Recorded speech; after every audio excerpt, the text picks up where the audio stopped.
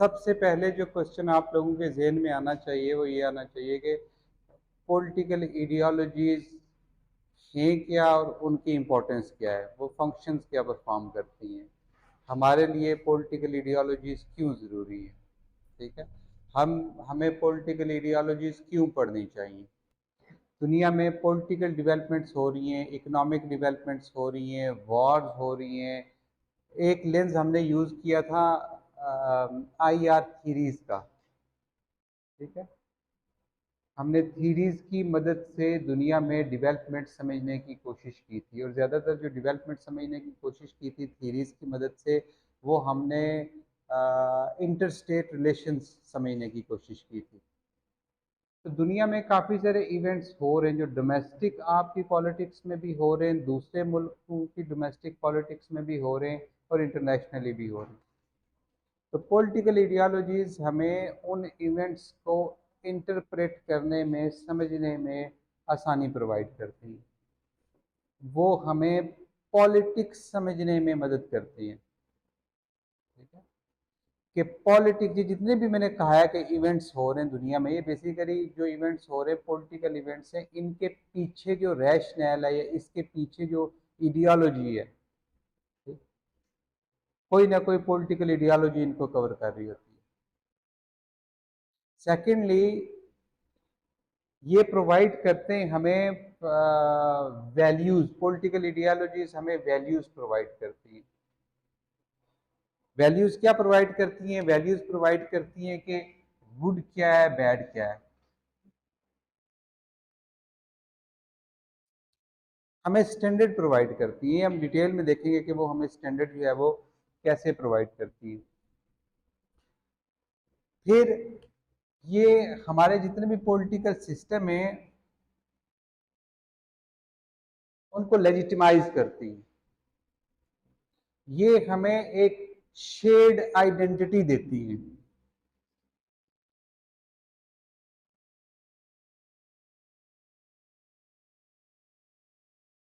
जो हमें सोशलाइजेशन करने में मदद करता है, हम सोशलाइज कर सकते हैं, तो कॉमन आइडेंटिटी प्रोवाइड करते हैं। और सबसे इंपॉर्टेंट, अगर आप दुनिया में ये देखें कि जो दो इंपॉर्टेंट चीजें जिससे दुनिया में जितनी भी डेवलपमेंट हुई है पिछले 2000 साल में, ठीक है, उसमें दो इंपॉर्टेंट चीजों में से एक आपको नजर आएगी साइंस, और दूसरे आपको नजर आएंगे आइडियाज।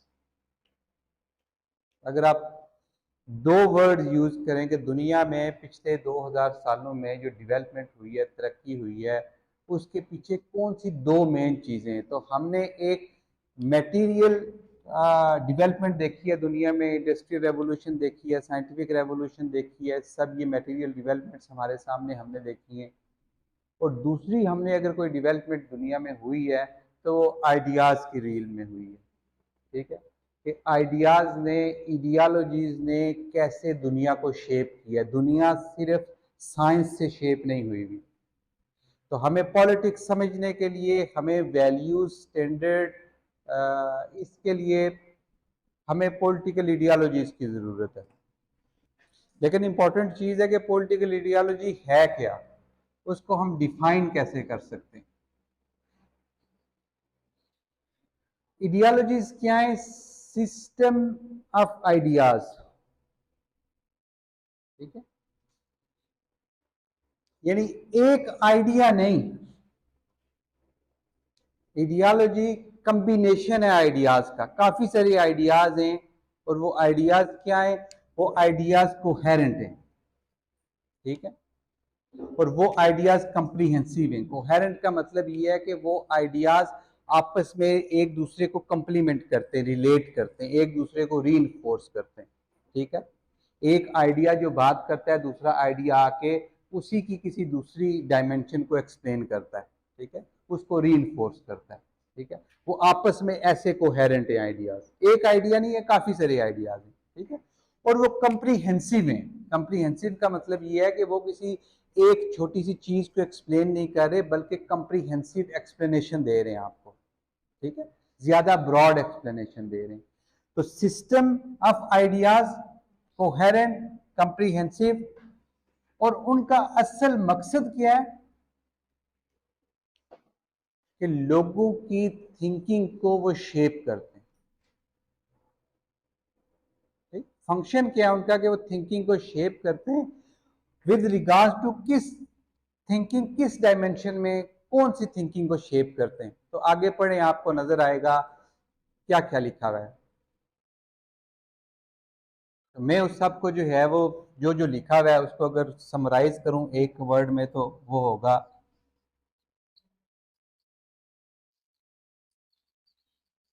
दो वर्ड हो गए, ऑलमोस्ट एवरीथिंग।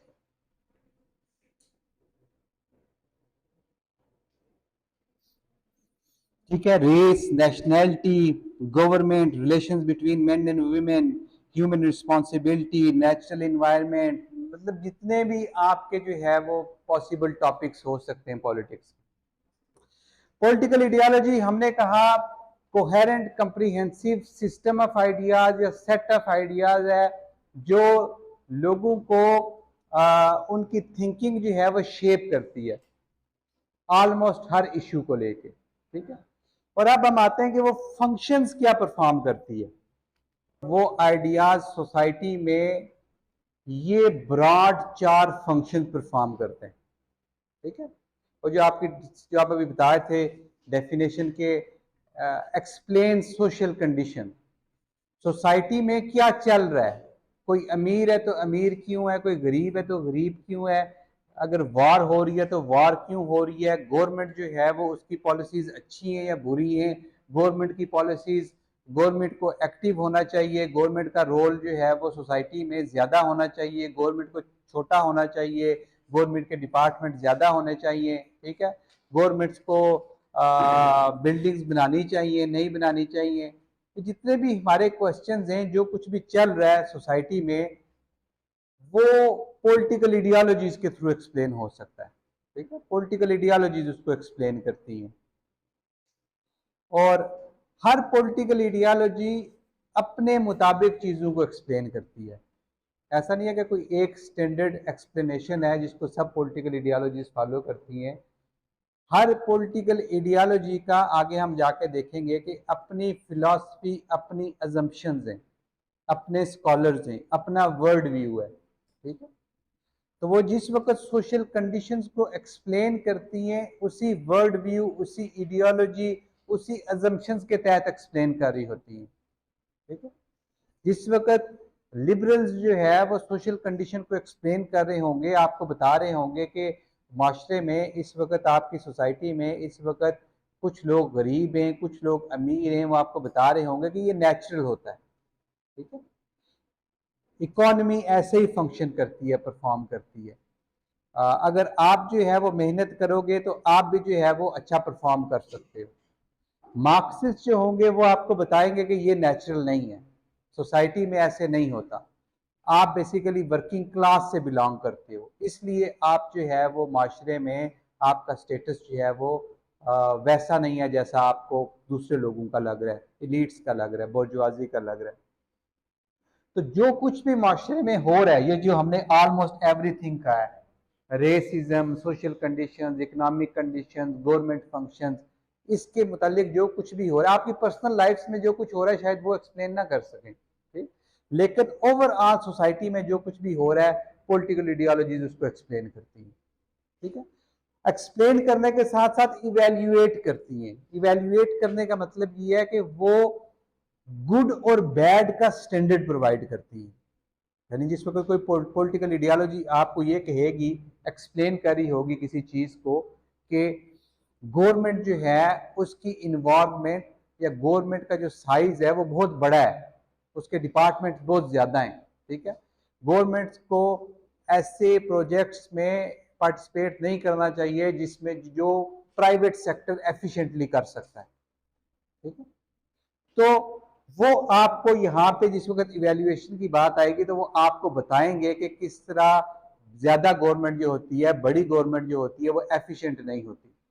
ठीक है, जितनी कम गवर्नमेंट होगी, गवर्नमेंट की इन्वॉल्वमेंट होगी, उतनी ज्यादा वो एफिशिएंट होगी। ठीक है, प्राइवेट सेक्टर ज्यादा एफिशिएंट होता है। तो आपको गुड और बैड का बताएगी, गुड और बैड क्या चीज है। इसी तरह जिस वक्त आप मार्क्सिस्ट आपको गुड और बैड एक्सप्लेन करना शुरू करेंगे तो वो आपको बताएंगे कि गुड जो है वो इक्वल डिस्ट्रीब्यूशन ऑफ वेल्थ है, ये गुड है, ठीक है। और बैड जो है वो ये है कि जिस वक्त आपके रिसोर्सेज जो होते हैं, वो मीन्स ऑफ प्रोडक्शन जो होते हैं वो चंद हाथों में होते हैं, ये बुरी बात है।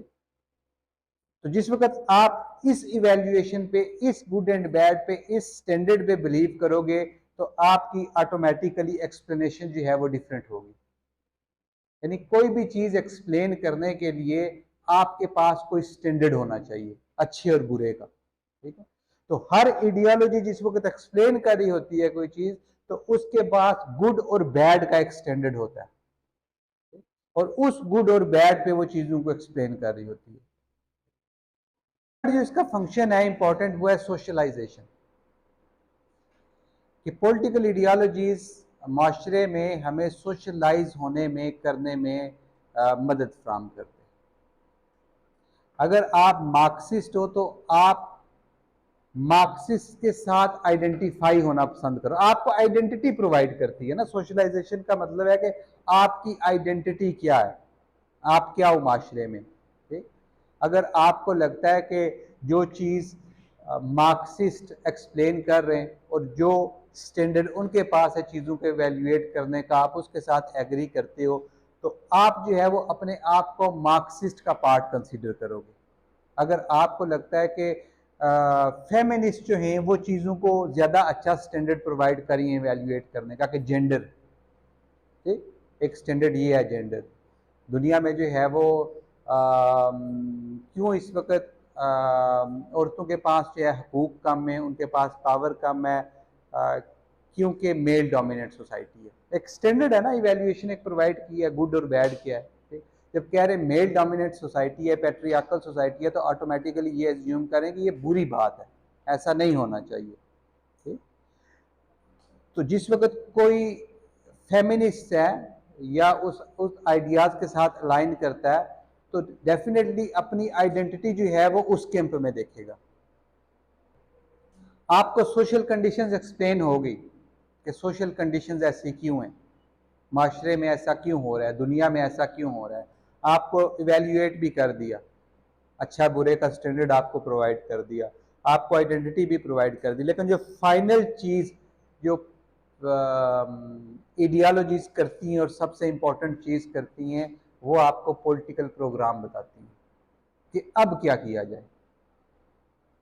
अगर सिर्फ बात यहां तक रहती, ठीक है, तो वो सिर्फ आइडियाज थे, ठीक? उन आइडियाज को एक्टिविज्म में कैसे तब्दील किया जाए, ठीक है, करें क्या आगे, क्या पॉलिटिकल प्रोग्राम है उस ग्रुप को जो यहां पे अपने आप को आइडेंटिफाई करता है एज फेमिनिस्ट, एज मार्क्सिस्ट, ठीक है, एज कंजर्वेटिव, एज फाशिस्ट, जो भी वो अब, यानी उसने अगर चीजें एक्सप्लेन हुई हैं कि जो कुछ हो रहा है दुनिया में बहुत अच्छा हो रहा है, तो ठीक है, फिर आगे कुछ करने की जरूरत नहीं है। लेकिन पॉलिटिकल आइडियोलॉजी कोई भी है वो आपको ये नहीं बताती जो हो रहा है अच्छा हो रहा है। पॉलिटिकल आइडियोलॉजी आपको कुछ ना कुछ वीकनेस, कमी बताती है कि अभी भी कुछ ना कुछ हम अपने गोल से दूर है, ठीक है। तो जिस गोल से दूर है उस गोल को अचीव कैसे किया जाए, पॉलिटिकल प्रोग्राम क्या है, नेक्स्ट क्या करें, ठीक।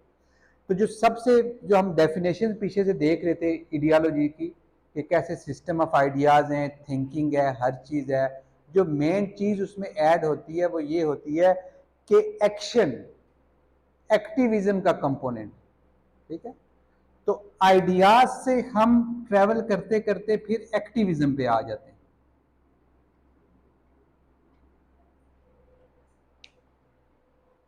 पॉलिटिकल आइडियोलॉजी का सबसे इंपॉर्टेंट फंक्शन ये है कि वो आपको पॉलिटिकल प्रोग्राम बताती है, ठीक है। अगर आपको वो कहती है कि वर्कर्स जो है वो उठ के प्रोटेस्ट करें, वो आपको बता रही है कि पॉलिटिकल प्रोग्राम क्या है, आपने कैसे अपने राइट लेने। तो अगर कहती है कि उठ के आपने रेवोल्यूशन लेके आनी है, तो वो अपना पॉलिटिकल प्रोग्राम आपको बता रही है, आपको रास्ता बता रही है पहुंचने का गोल तक। तो ये इंपॉर्टेंट 4 फंक्शंस जो है ये पॉलिटिकल आइडियोलॉजीज परफॉर्म करती हैं। वो आपको चीज़ों को एक्सप्लेन करती हैं, इवेल्युएट करती हैं, आपको आइडेंटिटी प्रोवाइड करती हैं, और आपका पॉलिटिकल प्रोग्राम।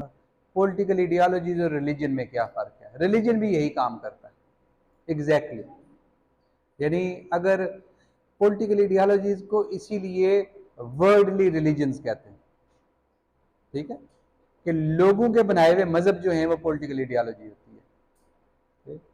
और कोई डिवाइन रिलीजन है तो वो रिलीजन, वो दूसरा रिलीजन है। तो पॉलिटिकल आइडियोलॉजी और रिलीजन में अपने फंक्शंस के एतबार से कोई फर्क नहीं होता। जो फर्क होता है वो ये सिर्फ होता है कि पॉलिटिकल आइडियोलॉजीज का फोकस जो होता है वो ये दुनिया होती है, बस, ठीक है, इस दुनिया से बाहर नहीं। इस दुनिया में जो कुछ हो रहा है वो कैसे इम्प्रूव करना है। मज़हब तो इसके बियॉन्ड भी हमें बताता है ना कुछ, पॉलिटिकल आइडियोलॉजीज वहाँ पे नहीं जाती। तो ये एक यानी फंक्शंस के एतबार से कोई फर्क नहीं है। रिलीजन और political ideology same function perform करते हैं। डिफरेंस जो है वो ये है डिग्री में, ठीक है, कि वो इनका फोकस इस दुनिया में है, ठीक, दुनिया में कैसे तब्दीलियां लानी है, और रिलीजन का फोकस जो है वो दुनिया से बाहर की भी तब्दीलियां होती हैं, हेयर आफ्टर भी होता है, ठीक है। आपके मरने के बाद पॉलिटिकल आइडियोलॉजी आपको नहीं बताएगी आपने क्या करना है, वो रिलीजन आपको बताएगा।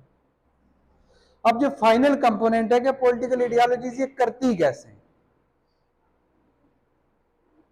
ठीक है, ये सारे जितने भी हमने देखा है सिस्टम ऑफ आइडियाज, इनको वो कंबाइन कैसे कर लेती है, वो ग्लू क्या है, वो क्या चीज है, बाइंडिंग फोर्स क्या है जो आइडियोलॉजीज को इन सब चीजें करने पे मजबूर करती है।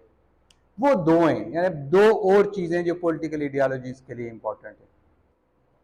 तो हर पॉलिटिकल आइडियोलॉजी के अंदर आपको ये दो चीजें नजर आएंगी कि वो ह्यूमन नेचर को डिस्कस करेगी, ठीक, कई दफा ये एक्सप्लिसिट होगा, कई दफा ये इम्प्लिसिट होगा। कोई भी आइडियोलॉजी, फिलॉसफी जिसकी बेस में इंडिविजुअल खड़ा है, इंडिविजुअल के ऊपर वो बेस करती है, वो उस वक्त तक आगे नहीं चल सकती जिस वक्त वो इंडिविजुअल के बारे में कोई एजम्पशन नहीं कायम कर लेती। तो ये मजबूरी है। हम इंडिविजुअल की बात करें ना, इंसान की बात करें कि इंसान ऐसे होते हैं, इंसानों को ऐसा करना चाहिए, कि जब हम सब बातें करें तो इसका मतलब है हमें इंसानों की ह्यूमन नेचर जो है उसके बारे में कोई ना कोई हमें बेस लाइन चाहिए, कोई ना कोई अजम्पशन चाहिए कि इंसान है, ह्यूमन नेचर अच्छी होती है, बुरी होती है। जैसे हमने थीरीज में देखा था कि लिबरलिज्म, रियलिज्म स्टार्टिंग अपनी ह्यूमन नेचर से ही करते, वो बेसिक अजम्पशन है जिसके ऊपर फिर पूरी इमारत खड़ी होती है। तो पॉलिटिकल आइडियोलॉजीज भी उनके नीचे भी ह्यूमन नेचर को लेके अजम्पशंस होती हैं, ठीक? वो जब स्टैंडर्ड प्रोवाइड करते हैं आपको किसी भी चीज़ का, तो बेसिकली वो ह्यूमन नेचर पे प्रोवाइड कर रहे होते हैं, ठीक? वो ह्यूमन नेचर क्या है, हर पॉलिटिकल आइडियोलॉजी की डिफरेंट है। जिस वक्त हम पॉलिटिकल आइडियोलॉजी डिटेल में पढ़ेंगे हम देखेंगे कि लिबरलिज्म के नज़दीक ह्यूमन नेचर क्या है, ठीक है, क्या ह्यूमन वाकई कंपेटिटिव होते हैं, मार्केट में जाके क्या वाकई एक दूसरे से compete कर रहे होते हैं, या मार्क्सिस्ट कहेंगे कि ह्यूमन नेचर जो है वो competitive नहीं है, ह्यूमन तो कोऑपरेटिव है, ये तो कैपिटलिज्म ने उनको जो है एक दूसरे पे कंपटीशन करने के लिए जो है वो उकसाया है। तो हर आइडियोलॉजी आपको ह्यूमन नेचर के बारे में कोई ना कोई बात करके बताएगी, यानी जितने भी वो उनके आइडियाज हैं, जितने भी प्रोग्राम्स हैं, उनके पीछे ह्यूमन नेचर खड़ी है और उनके पीछे फ्रीडम खड़ा है। और हर आइडियोलॉजी आपको कहेगी कि अगर मेरे साथ आओगे तो मैं आपका फ्रीडम इंक्रीज करूंगा, ठीक? यानी पहली अजम्पशन और दूसरा गोल, ठीक है। अजम्पशन क्या है ह्यूमन नेचर को लेके, और गोल क्या है? हर किसी का गोल फ्रीडम है। हर पॉलिटिकल आइडियोलॉजी अपने आप को सेल इसी ग्राउंड पे करती है, ये उसका सेलिंग पॉइंट है कि वो आपके फ्रीडम में इजाफा करेगी। अब फ्रीडम है क्या, इस पे डिस्कशन होगी हर किसी की अपनी अपनी, कि फ्रीडम से मतलब क्या है और किस ग्रुप का फ्रीडम, ठीक? मार्क्सिस्ट सिर्फ वर्किंग क्लास का फ्रीडम जो है उसमें इंटरेस्टिंग होंगे। ठीक। फेमिनिस्ट सिर्फ अपने ग्रुप के फ्रीडम में इंटरेस्टेड होंगे। ठीक है। इसी तरह अगर कोई फाशिस्ट है तो वो सिर्फ अपने ग्रुप और अपनी नेशन के फ्रीडम में इंटरेस्टेड है। ठीक। तो आइडियोलॉजीज ने अपने ग्रुप कैसे डिफाइन किया हुआ है और उस ग्रुप का फ्रीडम फिर उन्हें कैसे जो है वो इंक्रीज करना। तो इसके लिए जो एक बेसिक मॉडल हम जो देखेंगे वो मॉडल वो है, सबसे पहले आइडियोलॉजी डिफाइन करेगी कि एजेंट कौन है, उस आइडियोलॉजी के ग्रुप का मेंबर कौन है। ठीक है।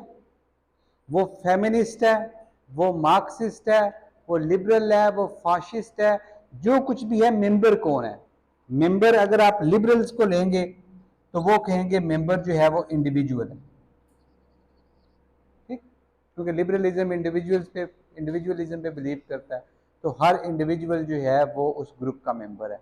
अगर आप मार्क्सिस्ट लेंगे वो कहेंगे कि क्लास, वर्किंग क्लास वो मेंबर है। ठीक है। इसी तरह अगर आप फेमिनिस्ट लेंगे तो उनका अपना जो है वो जेंडर उसमें आ जाएगा। इसी तरह अगर आप जो है वो नाजी या फाशिस्ट लेंगे तो वो कहेंगे हमारी नेशन। तो एजेंट कोई भी हो सकता है, ये डिपेंड करता है कि कौन सी पॉलिटिकल आइडियोलॉजी है।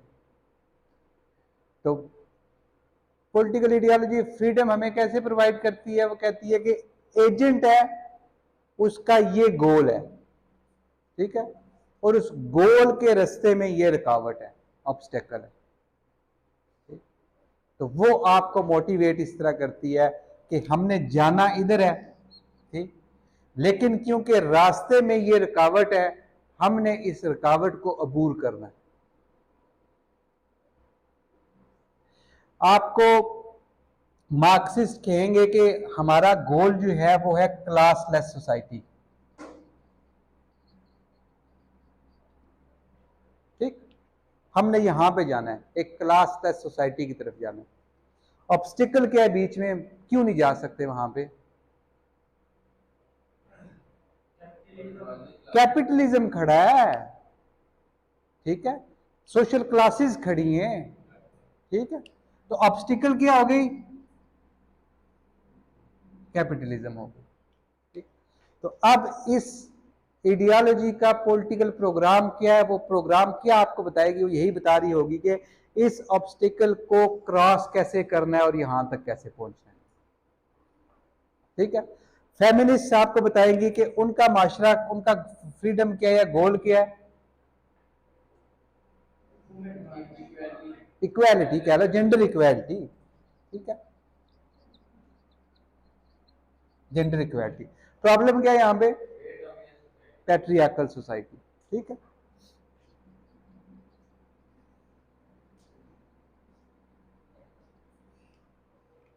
तो उनका जो पॉलिटिकल प्रोग्राम होगा वो ये होगा कि इस गोल तक पहुंचने के लिए हमें इस ऑब्स्टिकल को कैसे जो है वो ओवरकम करना है। इसी तरह हर पॉलिटिकल आइडियोलॉजी आपको इसी फ्रेमवर्क पे चीजों को समझाने की कोशिश करेगी और हम इसी मॉडल को लेके आगे चलेंगे। हर उस पे पॉलिटिकल आइडियोलॉजी पे हम ये मॉडल अप्लाई करेंगे। ठीक है। देखेंगे कि वो कैसे जो है वो हमारा फ्रीडम इंक्रीज करती है, उसके नज़दीक ऑब्स्टिकल्स क्या हैं और उन ऑब्स्टिकल्स को हमने जो है वो ओवरकम कैसे करना है। आइडियोलॉजी में और टेररिज्म में क्या डिफरेंस है? क्या टेररिज्म भी एक आइडियोलॉजी है?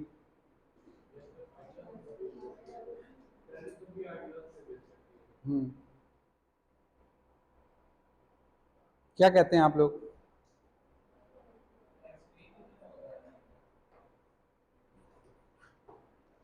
ये स्ट्रेटजी है, ये पॉलिटिकल प्रोग्राम है, इसके पीछे कोई आइडियोलॉजी खड़ी है। ठीक है, टेररिज्म बजाते खुद आइडियोलॉजी नहीं है। टेररिज्म एक स्ट्रेटजी है, पॉलिटिकल प्रोग्राम है किसी आइडियोलॉजी का। वो आइडियोलॉजी कोई भी हो सकती है, ठीक है।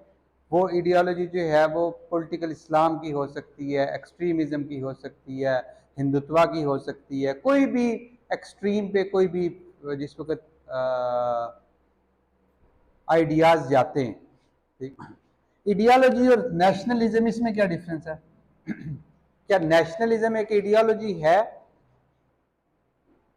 नेशनलिज्म वो 4 टास्क परफॉर्म करती है, एक्सप्लेन करती है, इवेल्युएट करती है, आइडेंटिटी प्रोवाइड करती है और पॉलिटिकल प्रोग्राम देती है, कुछ कुछ देती है ना। कुछ लोग जो है, कुछ स्कॉलर्स जो है वो नेशनलिज्म को और एनार्किज्म को पॉलिटिकल आइडियोलॉजीज की लिस्ट में शामिल करते हैं। जो बुक हम कर रहे हैं उसमें ये नहीं है, ठीक है, उसमें नहीं है। उसकी उसने लॉजिक दी हुई है कि इसलिए नहीं है कि कोई भी कभी भी स्टैंड अलोन नेशनलिस्ट नहीं होता।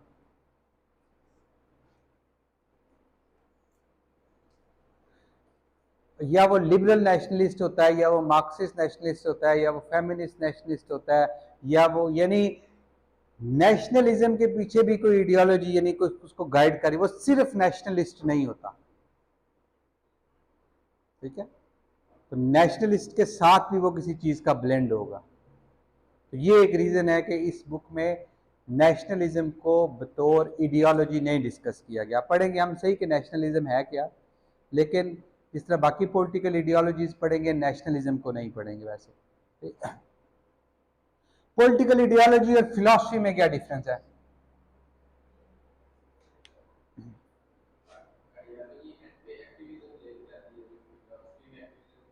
एग्जैक्टली, फिलॉसफी एब्स्ट्रैक्ट है, ठीक है।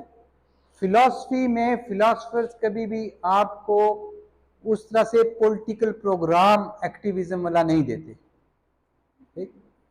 तो फिलॉसफी और पॉलिटिकल आइडियोलॉजी में ये डिफरेंस है कि पॉलिटिकल आइडियोलॉजी फिलॉसफी की एप्लीकेशन है, ठीक है।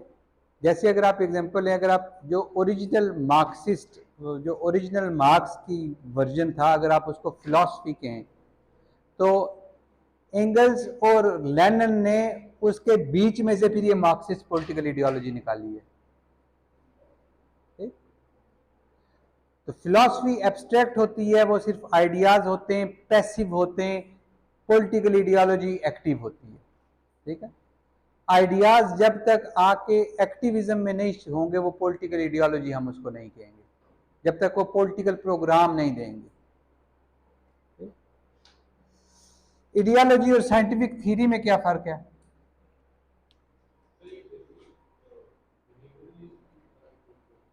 यानी ये बहुत, पॉलिटिकल आइडियोलॉजी जो होती है ये नॉर्मेटिव होती है, इसमें बहुत चीजें सब्जेक्टिव होती हैं, इसमें बहुत चीजें बोंगियां होती हैं, ठीक। और साइंटिफिक थ्योरी आपको उस तरह से वो एक्टिविज्म कोई वो नहीं देती, रोड मैप नहीं देती, ठीक है। वो रैशनल होती है, वो साइंटिफिक होती है, वो ऑब्जेक्टिव होती है। और रिलीजन भी वही फंक्शन जैसे हमने कहा परफॉर्म करता है जो बाकी पॉलिटिकल आइडियोलॉजीज करती हैं, लेकिन रिलीजन के साथ इशू ये है कि उसको भी यहाँ पे as a political ideology consider नहीं किया गया, क्योंकि वो उस सेंस में पॉलिटिकल आइडियोलॉजी नहीं है। रिलीजन से ड्राइव हुई भी पॉलिटिकल आइडियोलॉजीज, जैसे एक्सट्रीमिज्म की काफ़ी फॉर्म्स हैं, वो हैं, वो पॉलिटिकल आइडियोलॉजीज के तौर पे डिस्कस होती हैं। लेकिन रिलीजन बजाते खुद उसका फोकस जो है वो ये दुनिया भी है और नेक्स्ट दुनिया भी है। तो पॉलिटिकल आइडियोलॉजी सिर्फ इसी दुनिया तक हमें जो है वो महदूद रखती है कि इस दुनिया में आपने अपने ऑब्जेक्टिव गोल्स कैसे अचीव करने। और डेमोक्रेसी भी है, जो ऑब्वियस है कि डेमोक्रेसी खुद पॉलिटिकल आइडियोलॉजी नहीं है, डेमोक्रेसी बेसिकली गोल है। हर पॉलिटिकल आइडियोलॉजी का गोल, जो हमने कहा था ना फ्रीडम है, ठीक है, वो किसी ना किसी तरीके से पॉलिटिकल आइडियोलॉजीज हमारे फ्रीडम में इजाफा करना चाहती हैं। ये रफली 3 स्पेक्ट्रम्स हैं जो आप पॉलिटिकल आइडियोलॉजीज को समझने के लिए या लोगों को उन इन स्पेक्ट्रम पे प्लेस करने के लिए यूज़ करते हो। जो सबसे ट्रेडिशनल है, जो फ्रेंच दौर का ही ओरिजिनेट हुआ है, जिसको हम कहते हैं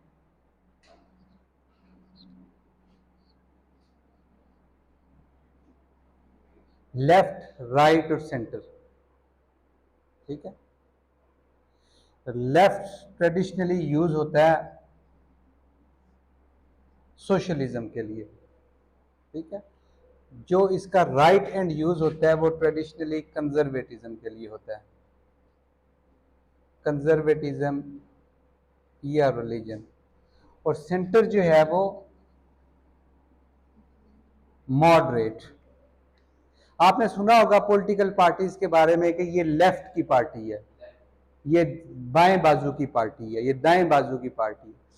सेंटर जो है वो मॉडरेट है, वो मिडिल है। सेंटर से आप जितना लेफ्ट जाते जाओगे आप उतना सोशलिस्ट वो जो है वो उस कैंप में जाते जाओगे। जितना सेंटर से आप राइट जाते जाओगे उतना कंजर्वेटिव या रिलीजियस आप जो है वो उस डोमेन में जाते जाओगे। जैसे कहते हैं ये राइट विंग पार्टी है, तो राइट विंग पार्टी यही होती है जिसकी वैल्यूज कंजर्वेटिव होती हैं, जिसकी वैल्यूज रिलीजन से आ रही होती हैं। फिर कुछ पार्टीज होती हैं जो सेंटर में एग्जिस्ट कर रही होती हैं, जो मॉडरेट पार्टीज होती हैं। तो एक स्पेक्ट्रम ये है, आपको पॉलिटिकल आइडियोलॉजीज एक दूसरे के रिलेशन में कैसे समझते हैं, ठीक है। ये लीनियर स्पेक्ट्रम है कि एक ही लाइन है। उसके बाद फिर एक और स्पेक्ट्रम है जिसे कहते हैं हॉर्स शू। जिस तरह आपने देखा हो हॉर्स शू, उसकी शेप कुछ कुछ ऐसी होती है। तो इसके पीछे लॉजिक ये है कि ये एक्सट्रीम्स एक दूसरे से दूर नहीं होती, ठीक है। वो लिबरल एक्सट्रीम हो, वो लेफ्ट एक्सट्रीम हो या वो राइट विंग एक्सट्रीम हो, दोनों एंड में आके आपस में जो है वो यानी एक जैसी हो जाती है, ठीक है। यानी ये एक्सट्रीमिस्ट भी वैसे ही है, ये एक्सट्रीमिस्ट भी वैसे ही है। जो एक्सट्रीम्स हैं वो आपस में फार अपार्ट नहीं है, दूर नहीं जा रही, बल्कि वो कन्वर्ज हो जाती है। तो कोई भी आइडियोलॉजी जिस वक्त एक्सट्रीम पे होती है तो बेसिकली वो आप कह सकते हैं कि वो एक्सट्रीमिस्ट जो होते हैं वो सारे एक ही जैसे होते हैं। और फिर फाइनली एक 2 डायमेंशनल है कि जो हमें लेफ्ट, राइट और ये ऊपर नीचे इन 4 डायमेंशन में 4 क्वाड्रेंट्स में हमें डिवाइड करके देती है, ठीक, हमारी पॉलिटिकल एफिलिएशन। एक वेबसाइट मेंशन होगी वहां पे है, हाँ जी, पॉलिटिकल कंपस। पॉलिटिकल कंपस पे आपने जाना है, इसी वेबसाइट पे, ठीक। और इस पे आपने अपना टेस्ट लेना है, आपसे वो सवाल पूछेगा, ठीक, मुख्तलिफ आपके पॉलिटिकल व्यूज, आपके रिलीजियस व्यूज, आपके व्यूज जो भी हमारे हैं उस पर मुख्तलिफ क्वेश्चन पूछेगा। और एंड में वो आपको इन 4 में से किसी एक जगह पे प्लेस करके आपको आपका स्कोर और सर्टिफिकेट दे देगा। तो आपको पता चल जाएगा कि आपकी पॉलिटिकल आइडियोलॉजी क्या है, ठीक है, आप कहाँ पे प्लेस करते हो। तो नेक्स्ट क्लास में आते हुए अपना अपना जो है वो स्कोर लेके आइएगा, सर्टिफिकेट लेके आइएगा, एंड में सर्टिफिकेट देगा आपको, ठीक है। तो वो सेव कीजिएगा और आके बताइएगा कि मेरे जो है वो कितने पॉइंट हैं, मैं कहाँ पे एग्जिस्ट करता हूँ, मेरा पॉलिटिकल ओरिएंटेशन, पॉलिटिकल आइडियोलॉजी क्या है।